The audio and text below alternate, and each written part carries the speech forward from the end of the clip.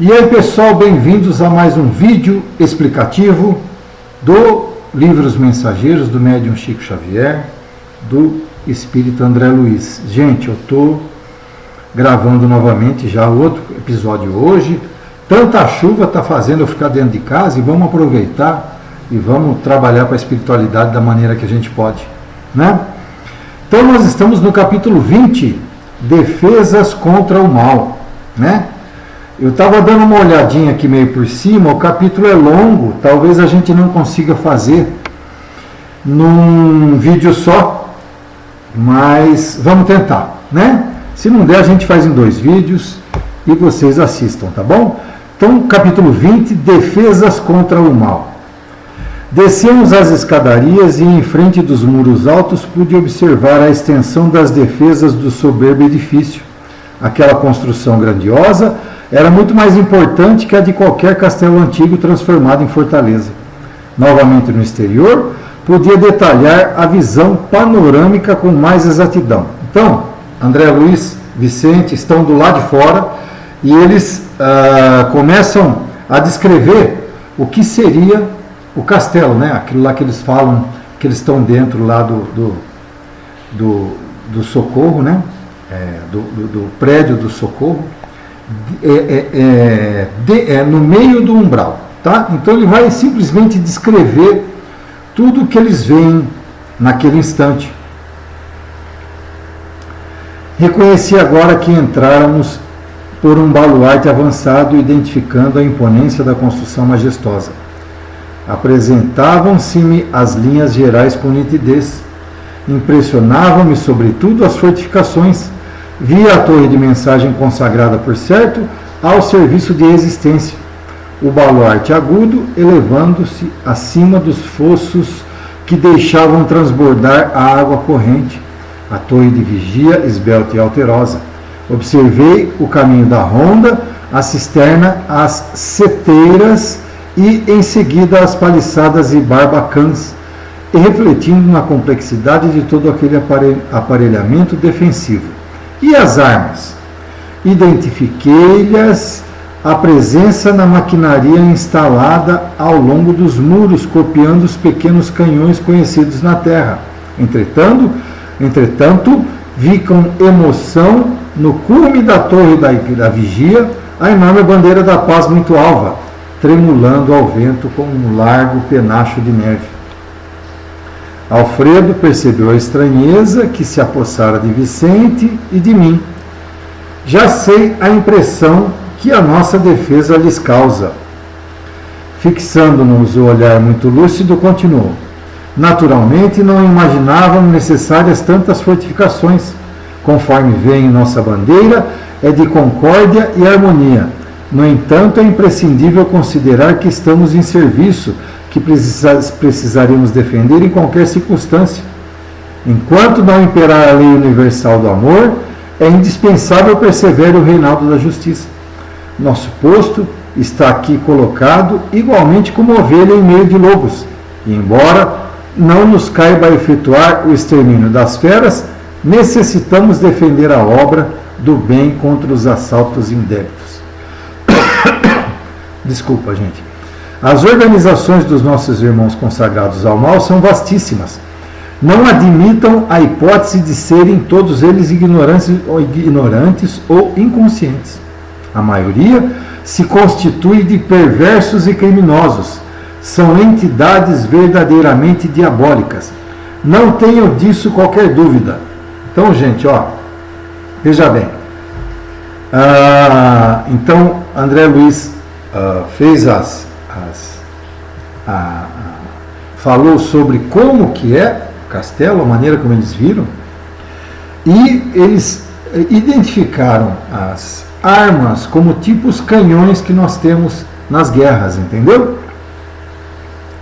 E aí Alfredo se explica, e acima de tudo, lá em cima da fortaleza tem a bandeira de paz, a bandeira da pacífica, né? E Alfredo então explica, olha, vocês podem estar aí encucados, né, vamos dizer assim, com essas armas nossas em forma de canhão. Mas você vê que acima de tudo tem a nossa bandeira da paz. Então, quer dizer, se o inimigo chega e vê a bandeira da paz, sabe que aquela fortaleza busca a paz. Mas, no entanto, Alfredo deixa bem claro que são extremamente perversos e criminosos. São entidades verdadeiramente diabólicas. Então, todos que estão ali, os inimigos que chegam, gente, não são gente do bem, não. São espíritos totalmente inferiores e diabólicos. Ele usa esse termo, é pesado, né? Diabólicos. Mas são, gente. Eles não estão à toa no umbral. Entendeu? Deus meu, exclamou Vicente, mas por que se organizam deliberadamente para o mal? Não sabem, porventura, que todos os patrimônios universais pertencem à majestade divina? Não reconhecem o soberano poder? Quer dizer, Vicente questiona, meu Deus, eles não sabem que tudo é de Deus? Né? Eles não sabem, eles não reconhecem que o soberano maior, que o soberano poder é o que manda, né? Ah, meu amigo, falou Alfredo, fiz as mesmas perguntas quando aqui cheguei pela primeira vez. As respostas que tive foram incisivas e concludentes, quer dizer, ele chegou à conclusão, né, que poderíamos, Vicente, formular na crosta as mesmas interrogações. Os criminosos que fazem as vítimas de guerra, os exploradores da economia popular, os avarentos misérrimos, os sedentos de injustificado predomínio e os vaidosos cheios de fatuidade sabem tão bem quanto os nossos adversários aqui que tudo pertence a Deus, que o homem é simples usufrutuário dos divinos bens. Não ignoram que os antepassados foram chamados à verdade e a contas pela morte, e que eles seguirão os mesmos caminhos. Entretanto, atormentam-se na crosta como verdadeiros loucos, amontoando possibilidades para a ruína e abusando das oportunidades mais santas. Aqui se verifica a mesma coisa. Querem dominar antes de se dominarem, exigem antes de dar e entram em perene conflito com o Espírito Divino da lei. Estabelecido o duelo entre a fantasia deles e a verdade do Pai, resistem às corrigendas do Senhor e transformam-se esses desventurados em verdadeiros gênios das sombras, até que um dia se decidam a novos rumos. Ou seja, gente, eles vão lutar da mesma maneira que existe na Terra, aqui na crosta terrestre, né? Todos os criminosos, né? Então, ó, ele dá exemplo. Os criminosos vítimas da guerra, os exploradores da economia popular, gente, os péssimos governantes, os ditadores, né? Os avarentos misérrimos, aqueles que têm dinheiro e que não abrem mão de nada, os pão duro que eles chamam, né? Os sedentos de injustificado predomínio e os vaidosos cheios de fatuidade, todos aqueles que têm mais, que querem mais e que não dão nada em troca, né? Então, todos esses daí tem lá, né? Só que lá é o mundo invisível. Lá, né? Lá eles pensam que têm a mesma possibilidade, estão na mesma, eles estão na mesma, meu Deus do céu, me fugiu o termo, na mesma inferioridade moral dos que estão aqui na crosta e estão lá para praticar o mal, gente. São legiões e legiões de pessoas diabólicas, de entes, de espíritos diabólicos. Intrigado com as profundas observações, perguntei, mas como explicar as bases de semelhante atitude? Na Terra compreendemos certos enganos, mas aqui... Então, o interlocutor não me deixou terminar e prosseguiu. Na crosta, nossos irmãos menos felizes lutam pela dominação econômica, pelas paixões desordenadas pela hegemonia de falsos princípios. Nessas zonas imediatas à mente terrestre, temos tudo isso em identidade de condições. Entre as entidades perversas e ignorantes, há cooperativas para o mal, sistemas econômicos de natureza feudalista, baixa exploração de certas forças da natureza, vaidades tirânicas, difusão de mentiras, escravização dos que se enfraquecem pela invigilância, doloroso cativeiro dos espíritos falidos e imprevidentes, paixões talvez mais desordenadas que as da terra, inquietações sentimentais terríveis, desequilíbrios da mente, angustiosos desvios de sentimento. Em todo lugar, meu amigo, as quedas espirituais perante o Senhor são sempre as mesmas, embora variem de intensidade e coloração. Então, a mesma coisa que tem na Terra, gente, tem na crosta, com o agravante que lá é espiritual, gente. Então, existem sim colônias espirituais da maldade que dominam os espíritos mais invigilantes, que ele fala, aqueles que não tomam conta. Gente, quando a gente recebe muitos desencarnados, que eles vão lá totalmente revoltados, a gente questiona, né? Meu irmão, como é que você pode se submeter aos seus chefões sendo humilhados, né? Como vocês aceitam isso? Aos poucos, tem alguns que enxergam, mas tem uns que não abrem mão, não. Porque a maneira como a gente recebe, a gente tenta esclarecer esses desencarnados na sessão de desobsessão.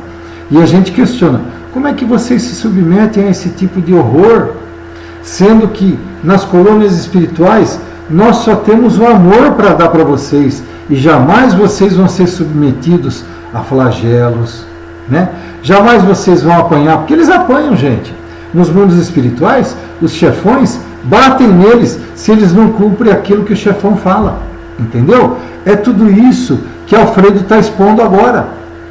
Tudo que ocorre na sessão de desobsessão. Viu? Aí então eles questionam, mas e as armas? Acaso são utilizadas? Como não? Alfredo diz. Não temos balas de aço, mas temos projéteis elétricos. Naturalmente, a ninguém atacaremos. Nossa tarefa é de socorro e não de extermínio.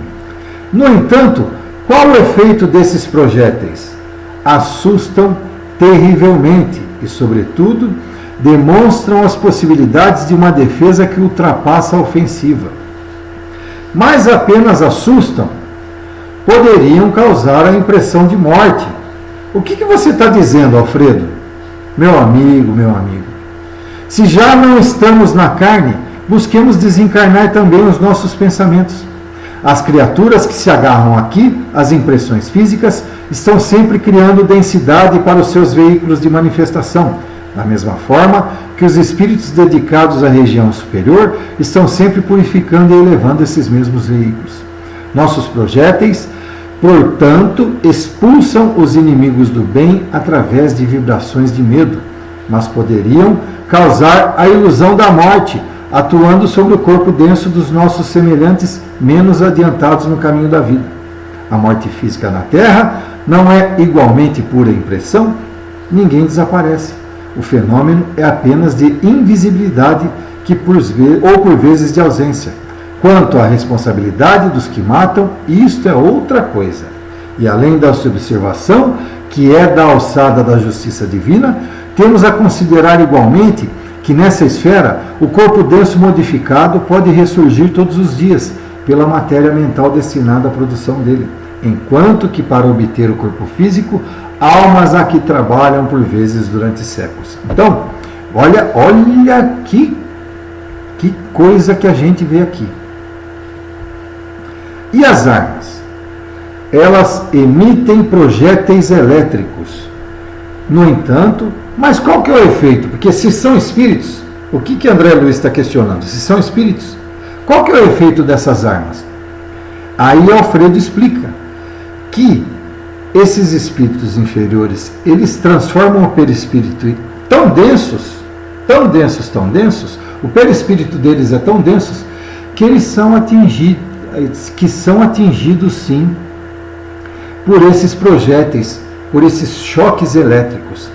E que eles ficam tão densos, que ele tem a falsa sensação de morte. Olha que coisa, gente!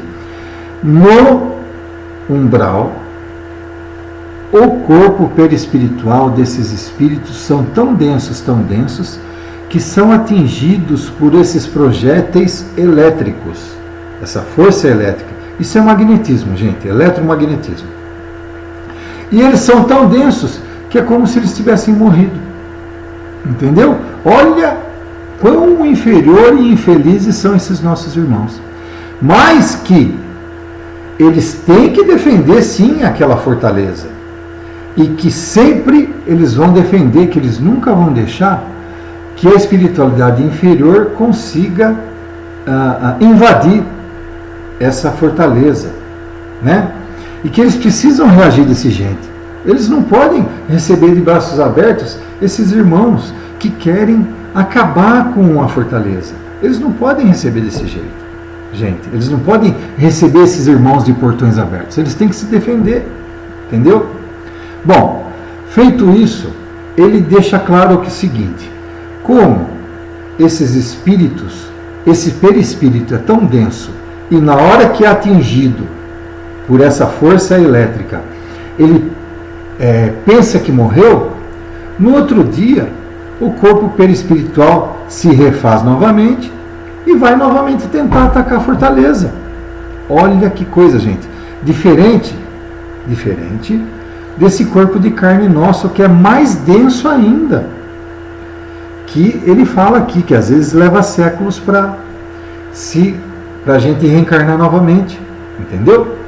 Então, olha que luta dessa fortaleza no umbral, gente, que de tempos em tempos precisa utilizar dessas armas, desses canhões de projéteis elétricos para se defender do ataque dessas hordas.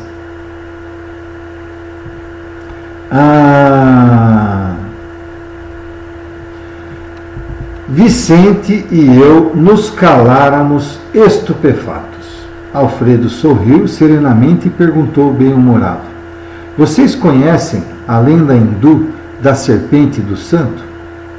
Ante a nossa expressão, o administrador continuou: contam as tradições populares da Índia que existia uma serpente venenosa em certo campo.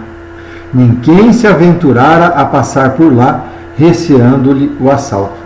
Mas um santo homem, a serviço de Deus, buscou a região, mais confiado no Senhor que em si mesmo. A serpente o atacou desrespeitosa. Ele dominou-a, porém, com um olhar sereno e falou: minha irmã, é da lei que não façamos mal a ninguém. A víbora recolheu-se envergonhada. Continuou o sábio o seu caminho e a serpente modificou-se completamente. Procurou os lugares habitados pelo homem, como desejosa de reparar os antigos crimes.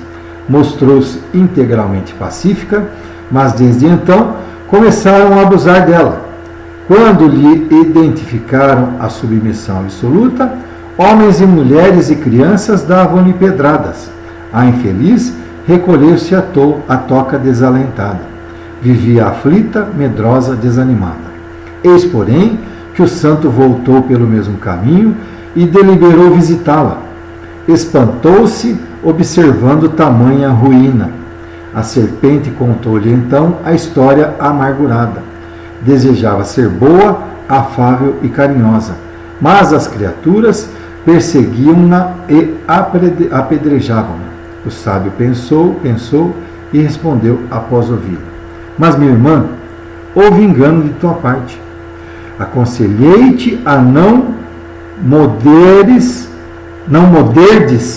ninguém e a não praticares o assassínio e a perseguição, mas não te disse que evitastes de assustar os maus. Não ataques as criaturas de Deus, nossas irmãs no mesmo caminho da vida, mas defende a tua cooperação na obra do Senhor. Não mordas nem firas, mas é preciso manter o perverso à distância, mostrando-lhe os teus dentes e emitindo os teus silvos. Nesse momento, Aniceto sorriu de maneira expressiva. O administrador fez longa pausa e concluiu: creio que a fábula dispensa os comentários. O que ele quis dizer aqui, gente? A serpente atacava e o mestre falou: não ataques mais, né? Não ataques mais. A serpente se transformou e foi viver no meio do homem. O homem, que tem o seu lado perverso, percebeu que ela era muito mansa e acabou apedrejando-a, e ela voltou para onde estava. Quando ela voltou e o mestre foi visitá-la, viu que ela estava acuada e ela contou a história para ele. O que acontece? O que o mestre falou para ela? Olha, você não pode viver mordendo e atacando, mas você precisa se defender dos seus algozes. É a mesma coisa a comparação dessa lenda, né? Dessa fábula. A comparação dessa fábula foi com relação à fortaleza se defender dos maus espíritos, gente, dos seus algozes. Você precisa se defender. É a mesma coisa da fortaleza. O exemplo que ele deu aqui é a mesma coisa da fortaleza. Ou seja, a fortaleza, gente, tem que ajudar, sim, os irmãos que estão lá, né? Esse posto de socorro, gente, tem que ajudar os irmãos que querem ser ajudados no umbral. Mas não pode deixar de se defender do ataque dessas hordas, entendeu? A fábula fez referência a isso. Então é isso, conseguimos terminar o 20º episódio, o 20º capítulo, né? Conseguimos terminar o 20º capítulo, e mais uma coisa que nós aprendemos: mesmo essas fortalezas em prol do bem precisam se defender das hordas do mal na hora que atacam. Mais uma lição para a gente aprender. Então é isso, gente. Vamos lá, curtam, inscrevam-se no canal, compartilhem esse vídeo. Lembrando que eu não edito, então todos os erros de leitura, aqueles brancos que dão no pensamento, uma hora que eu travei aí, vão continuar no vídeo, né? E volto a falar, gente, qualquer dúvida que vocês tiverem, passem no WhatsApp, façam suas dúvidas, põem lá no canal, me indaguem também lá no Centro Espírita, vamos conversar a respeito, que é muito bacana nós conversarmos a respeito. E esse livro cada vez mais faz com que nós entendamos mais o mundo espiritual. Tá certo? Um abraço e até o próximo capítulo, gente.